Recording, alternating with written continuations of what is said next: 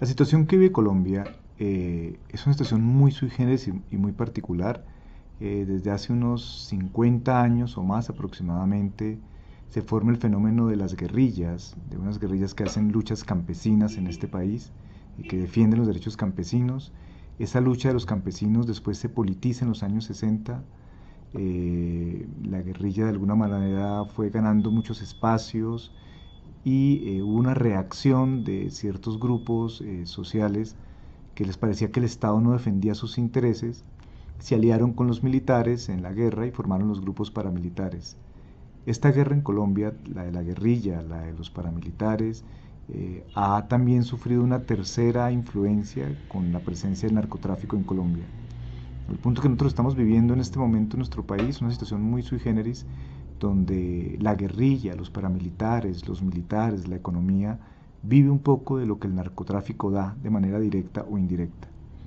En este sentido, los grupos que están en guerra, los grupos armados, insisto, tanto de guerrilla o paramilitares, se pelean ciertas rutas, sobre todo los puertos de salida en el mar.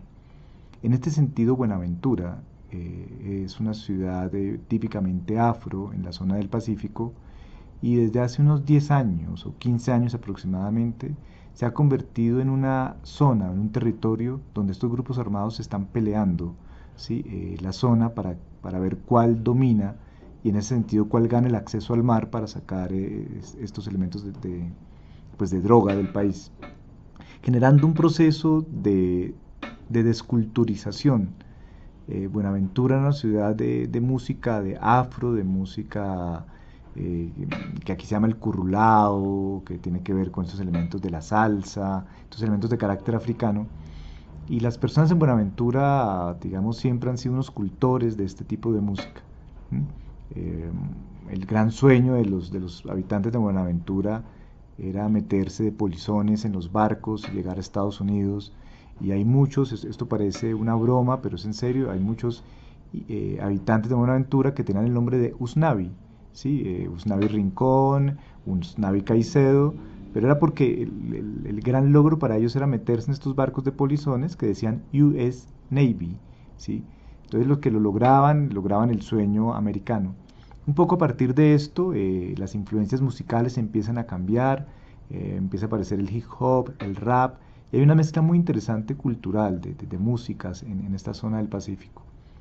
Pero hoy en día, sí, la influencia cultural es la que la droga está trayendo a estos lugares. Y el fenómeno un poco que nos viene impactando en Colombia es que los jóvenes obviamente encuentran una mejor salida económica, ¿sí?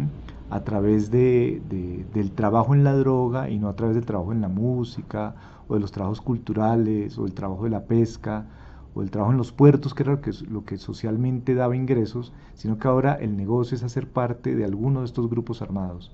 En últimas, estos grupos armados vienen, reclutan jóvenes para que trabajen con ellos y el fenómeno en este momento el fenómeno impactante no es que entre los grupos de los jóvenes que se alían o con los paracos o con los guerrilleros se estén matando entre sí, sino que además de matarse, ¿sí? A los muertos los hacen picadillo, los cortan, los fragmentan. Y el fenómeno social impactante en este momento es el de las casas de pique. Y los jóvenes están optando porque es mejor trabajar con estas casas de pique que hacer cualquier tipo de elemento de trabajo cultural. Esta es un poco la situación social que acontece en Buenaventura, por la cual un grupo de trabajadores sociales, digámoslo así, de trabajadores del arte, de la psicología, de la sociología, somos llamados a intervenir para ver cómo podemos a través de unos talleres de convivencia generar formas alternativas a esta situación de las casas de pique que acontecen en estas zonas de Buenaventura.